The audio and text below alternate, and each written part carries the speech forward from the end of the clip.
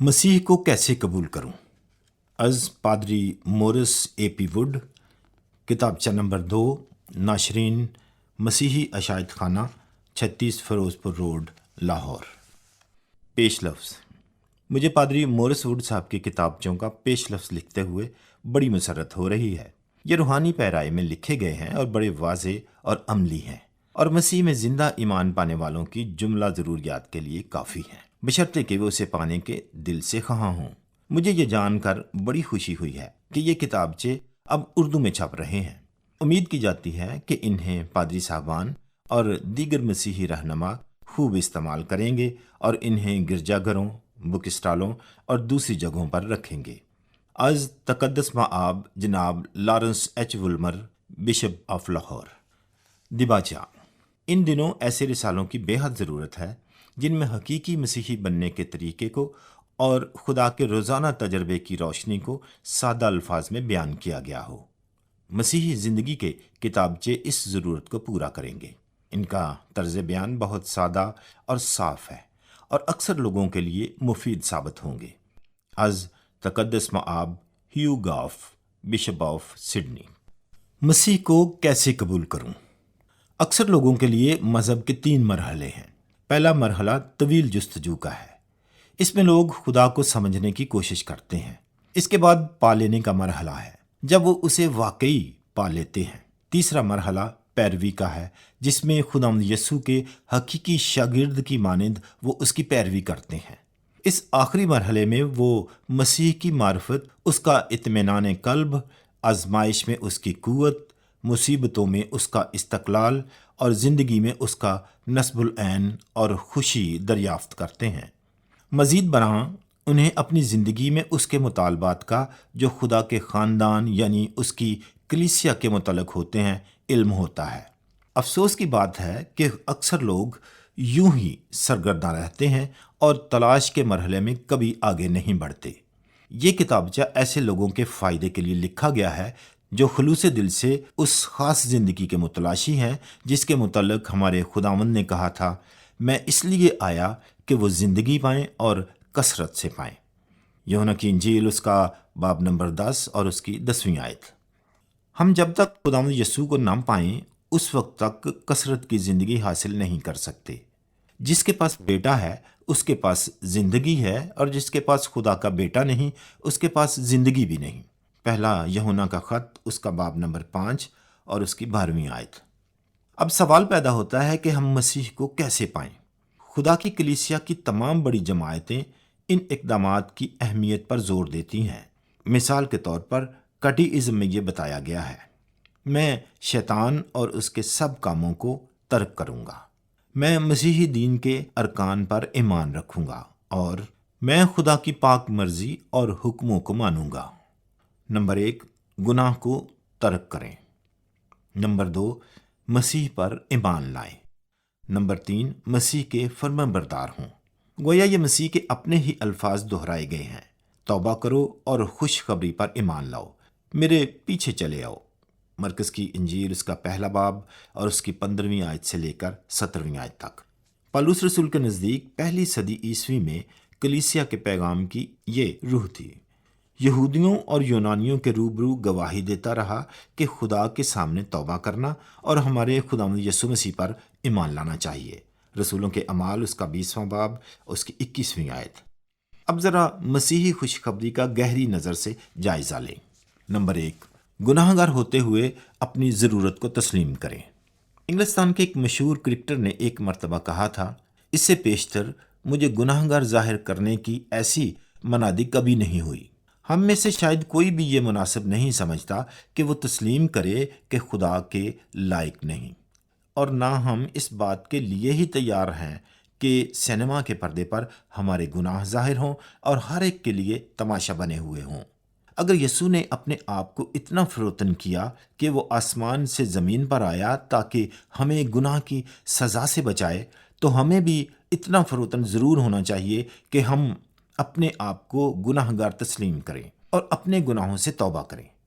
Bible میں ایسی 3 وجوہات پائی جاتی ہیں جو ہمارے گناہ گار ہونے کا ثبوت دیتی ہیں۔ الف، ہم اپنے اعمال کے باعث گناہ گار ہیں۔ رومیو کے خط میں اس کے 3 باب کی 23ویں آیت میں یہ لکھا ہے، سب نے گناہ کیا اور خدا کے جلال سے محروم ہے۔ جس نے ساری شریعت پر عمل کیا اور ایک ہی بات میں خطا کی، وہ سب باتوں میں قصوروار ٹھہرا۔ یہ ہمیں ملتا ہے یعقوب کے خط کے 2 باب کی 1 آیت میں۔ کوئی راست باز نہیں، ایک بھی نہیں۔ پالوس رسول رومیو کے خط کے 3 باب کی 10ویں آیت میں یوں کہتا ہے، ہم اپنی فطرت کے اعتبار سے گناہ گار ہیں۔ یسوع مسیح نے صاف کہا، جو کچھ آدمی میں سے نکلتا ہے وہی اس کو ناپاک کرتا ہے، کیونکہ اندر سے یعنی آدمی کے دل سے برے خیال نکلتے ہیں، حرام کاریاں، زناکاریاں، شیخی، اور یہ مرکز کی انجیل کے 7ویں باب کی 20ویں آیت سے لے کر 23ویں آیت میں مرقوم ہے۔ اس حوالے میں انسانی اعمال کی طویل فہرست دی گئی ہے۔ اس لیے پالوس رسول نے جو یوں کہا کہ ہم طبعی طور پر غضب کے فرزند تھے، افسیوں کے خط کے 2 باب کی 3 آیت میں یہ لکھا ہے، تو اس میں حیرانی کی کوئی بات نہیں۔ ہم اپنے رویے میں گناہ گار ہیں۔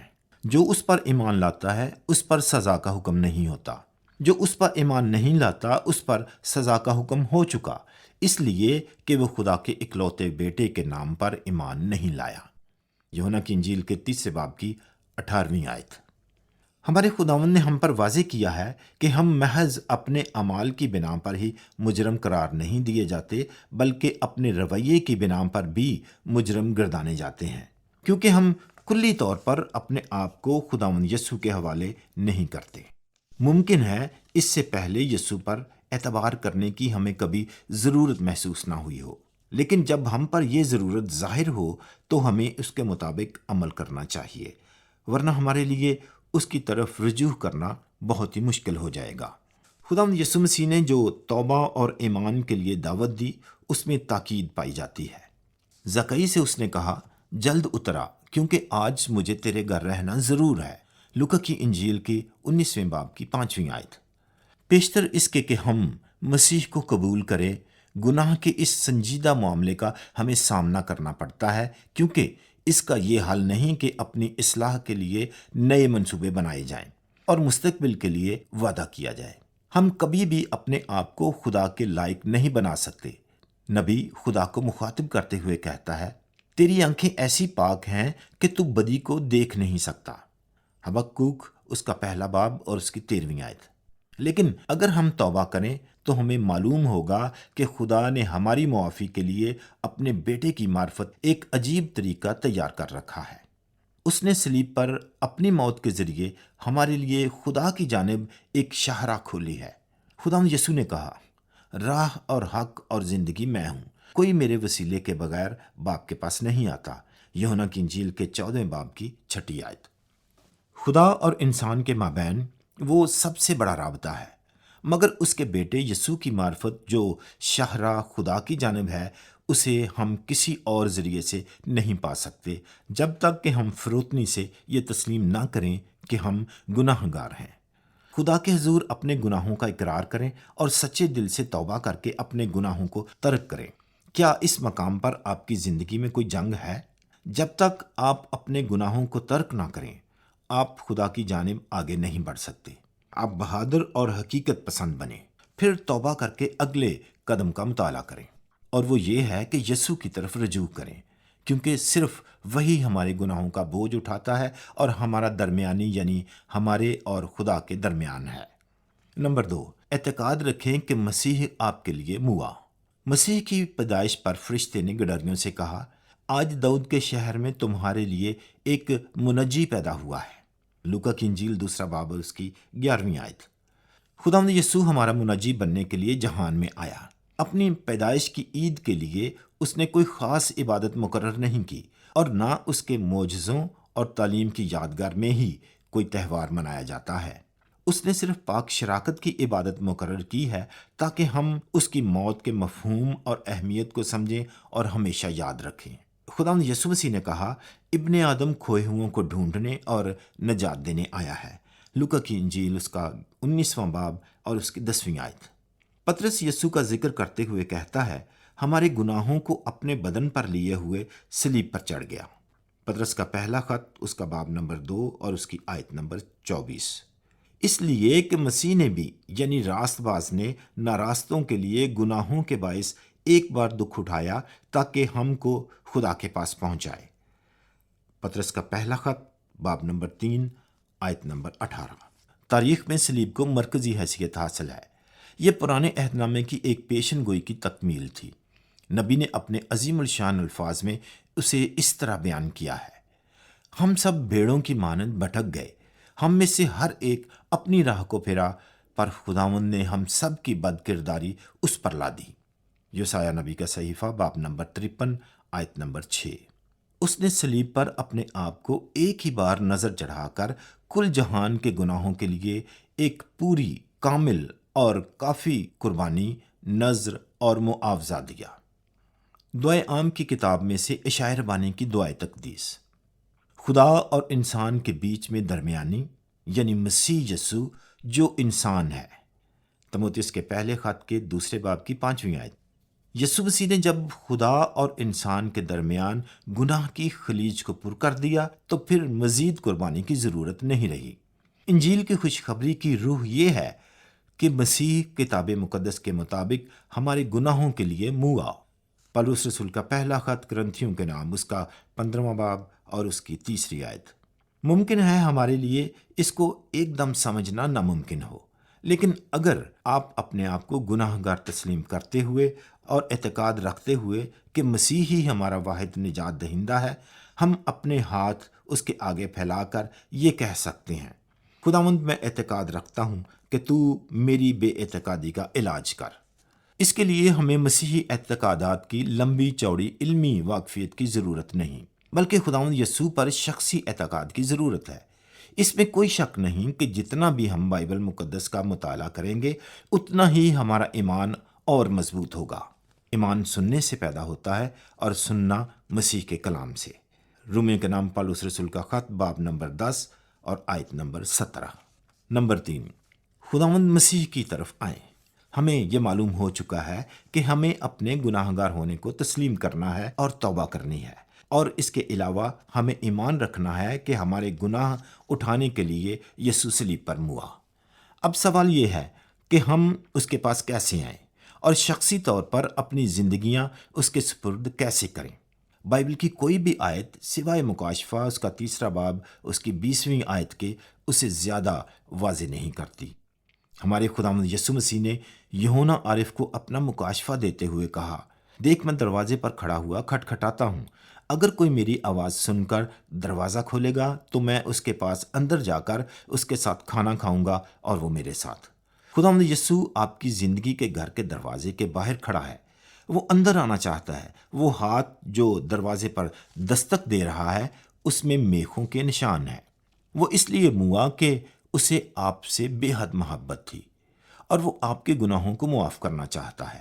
دوسرے ہاتھ میں وہ ایک لالٹین تھامے ہوئے ہے، کیونکہ وہ آپ کے معاملات پر روشنی ڈالنا چاہتا ہے کہ آپ کا شک رفع کرے اور آپ کو امن، خوشی اور ابدی زندگی عطا کرے۔ وہ دروازہ کھٹکھٹاتا ہے، کیا آپ اسے اندر آنے دیں گے؟ اگر آپ یہ قدم اٹھائیں گے تو آپ کو بہت تکلیف اٹھانی اور قربانی دینی پڑے گی، کیونکہ اس کا مطلب ہے کہ آپ کی زندگی میں انقلاب آ جائے گا۔ اگر کوئی میرے پیچھے آنا چاہے تو اپنی خودی سے انکار کرے اور اپنی صلیب اٹھائے اور میرے پیچھے ہو لے۔ مرکز کی انجیل کے 8ویں باب کی 34ویں آیت۔ غور کریں کہ اس فیصلے کا آپ کی زندگی کے لیے کیا مطلب ہوگا، اور فیصلہ کرنے سے پہلے ذرا اس قیمت کا بھی اندازہ لگائیں جو آپ کو اس کے بعد ادا کرنا پڑے گی، کیونکہ اس فیصلے کا مطلب باقی ماندہ ساری زندگی یسوع کی پیروی میں گزارنا ہے۔ پولس رسول کہتا ہے: مسیح جس نے مجھ سے محبت رکھی اور اپنے آپ کو میرے لیے موت کے حوالے کر دیا۔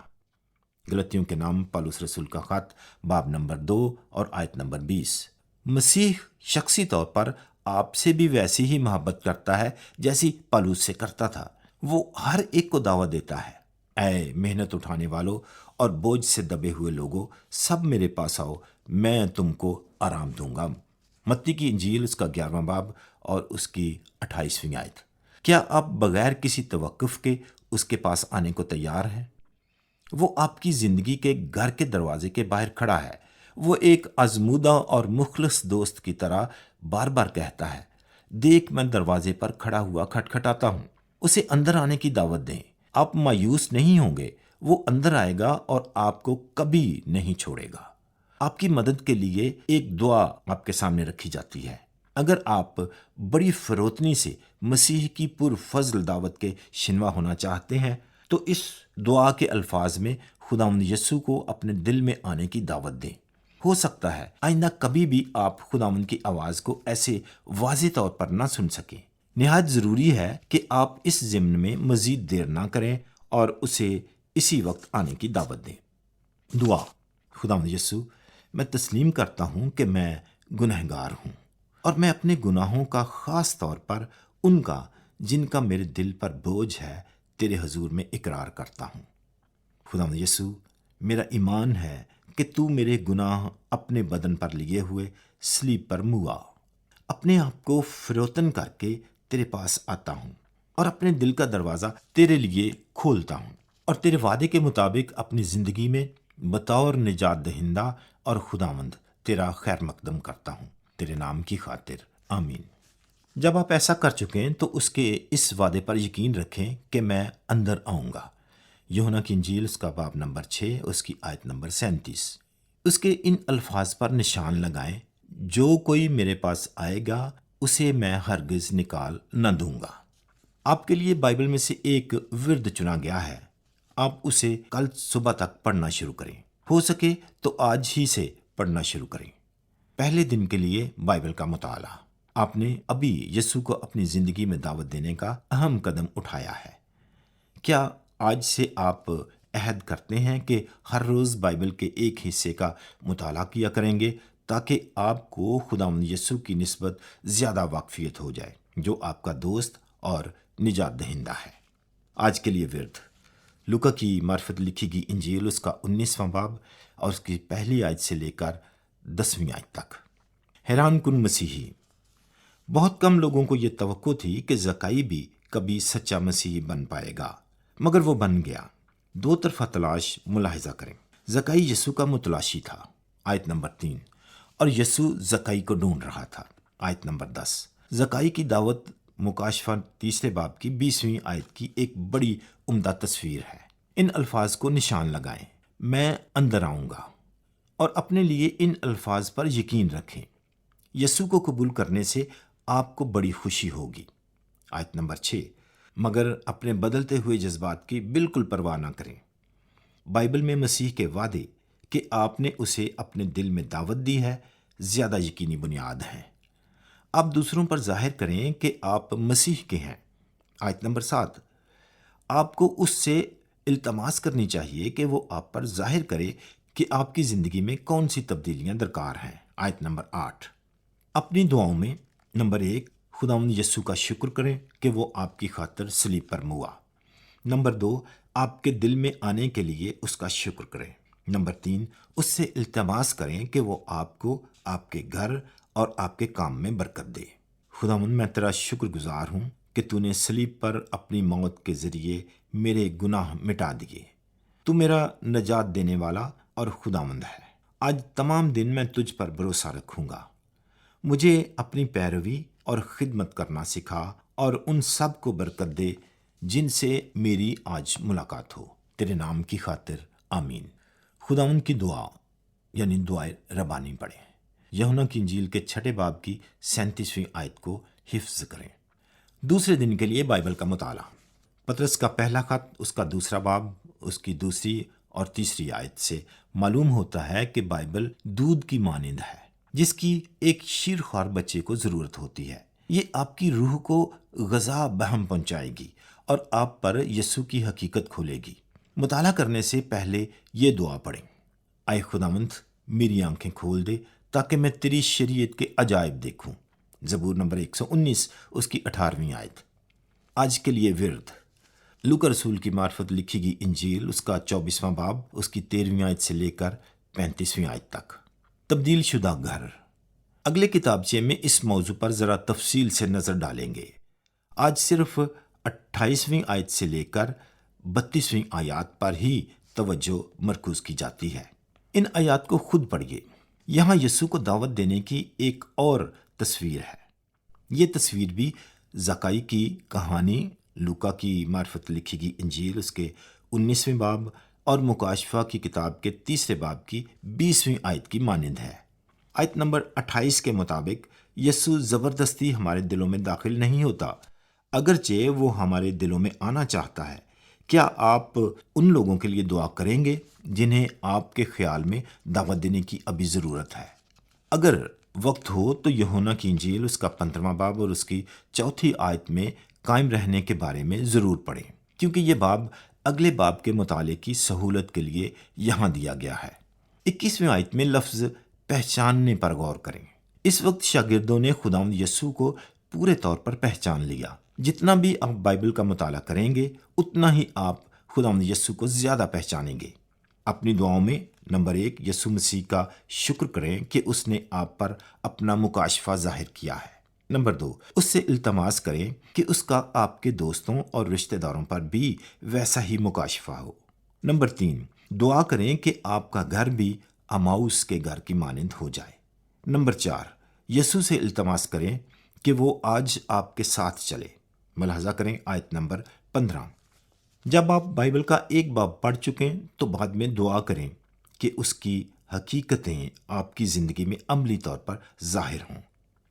عزیز خداوند، میں تجھ سے التماس کرتا ہوں کہ جس طرح تو میرے دل میں داخل ہوا ہے اسی طرح اس میں قائم رہ، چونکہ مجھے تیرے وعدے پر کہ میں اندر داخل ہوں گا پورا اعتماد ہے۔ لہذا اپنے روح کے طفیل اپنی حضوری کا یقین مجھ میں پیدا کر۔ جب میرا یقین تجھ میں بڑھتا جائے تو مجھے محفوظ رکھ کہ میں بے وفائی نہ کروں، تیرے نام کی خاطر، آمین۔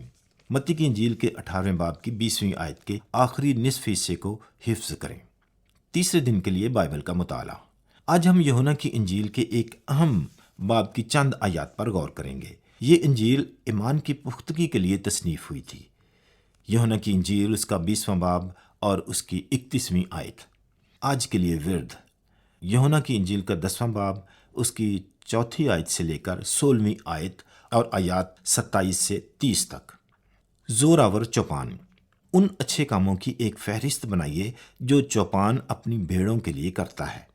پھر جو کچھ مسیح نے آپ کے لیے کیا ہے یا جو کچھ وہ آپ کے لیے کرنے والا ہے اس کے لیے اس کا شکر کریں۔ شیطان ہمیشہ نومولود مسیحیوں کو پریشان کرنے کی کوشش کرتا ہے۔ اگر آپ شک کی آزمائش میں پڑے تو ہمیشہ یسوع مسیح کے وعدوں کو یاد رکھیں۔ کوئی انہیں میرے ہاتھ سے چھین نہ لے گا، آیت نمبر 28۔ اگر آپ نے ابھی تک مسیح کو قبول نہیں کیا تو اسے ابھی قبول کریں اور پھر یہ تمام وعدے آپ کے لیے ہوں گے۔ اگلا کتابچہ مجھے نجات کا یقین کیسے ہو سکتا ہے، خاص طور پر اسی لیے لکھا گیا ہے کہ آپ کے نئے ایمان کو تقویت ملے اور آپ میں ابدی زندگی اور معافی اور مسیح کی حضوری کا گہرا یقین پیدا ہو۔ ان تینوں کی طرح اس میں بائبل کے 5 اور ورد بھی ہیں۔ آیت نمبر 11 کا مطالعہ کریں اور صلیب کے لیے یسوع کا شکر بجا لائیں۔ آیت نمبر 4 کا مطالعہ کریں اور اس سے التماس کریں کہ وہ آپ کی زندگی میں آپ کی رہنمائی کرے۔ آیت نمبر 16 کا مطالعہ کریں اور ان کے لیے دعا کریں جنہیں آپ جانتے ہیں اور جنہیں یسوع کی ضرورت ہے۔ خداوند یسوع بیڑوں کے اچھے چوپان، میں تیرا شکر گزار ہوں کہ تو مجھے بچانے کے لیے موا۔ اب مجھے کبھی نہ چھوڑنا بلکہ ہمیشہ اپنے وعدے کے مطابق ہر وقت میری رہنمائی کرنا۔ مجھے یہ توفیق بخشنا کہ ہر ایک سچے مسیح کی مانند میں اپنے قول و فعل سے تیری گواہی دوں، تیرے نام کی خاطر، آمین۔ یوحنا کی انجیل اس کا 10واں باب اور اس کی 28ویں آیت کو حفظ کریں۔ یاد رکھیں کہ اب آپ یسوع کے ہیں، لہٰذا آپ دوسرے لوگوں کو بھی اس کے بارے میں بتائیں۔ پالوس رسول کا خط رومیوں کے نام اس کا 10واں باب اور اس کی 9ویں آیت۔ اپنی بائبل کا مطالعہ کر کے روزانہ دعا کریں۔ پالوس رسول کا دوسرا خط تیموتھیوس کے نام اس کا 3 باب اور اس کی 14ویں آیت، اور لوکا کی انجیل کے 11ویں باب کی پہلی 10 آیات اپنی مقامی کلیسیا کی عبادت میں باقاعدگی سے شامل ہوں۔ رسولوں کے اعمال باب نمبر 2 آیت نمبر 42۔ خاص طور پر پاک شراکت کی عبادت میں جو اس کی قیمتی موت کی یادگار ہے۔ لوکا کی انجیل اس کا 22واں باب 19ویں آیت اور 20ویں آیت۔ آپ کے اپنے پاسبان اور کلیسیا کے بزرگوں کی بھی خواہش ہے کہ آپ مسیحی زندگی میں بڑھتے جائیں۔ ان سے ملاقات کریں، وہ یسوع کی محبت کے موضوع پر آپ سے بات چیت کر کے خوش ہوں گے۔ مسیحی زندگی کا مقصد یہ نہیں کہ اسے تنہائی میں بسر کیا جائے، بلکہ یہ مسیح کی کلیسیا کی رفاقت و شراکت اور خدمت میں بسر کی جاتی ہے۔ خداوند یسوع مسیح آپ کو اس نئے ایمان اور رفاقت میں برکت دے، آمین۔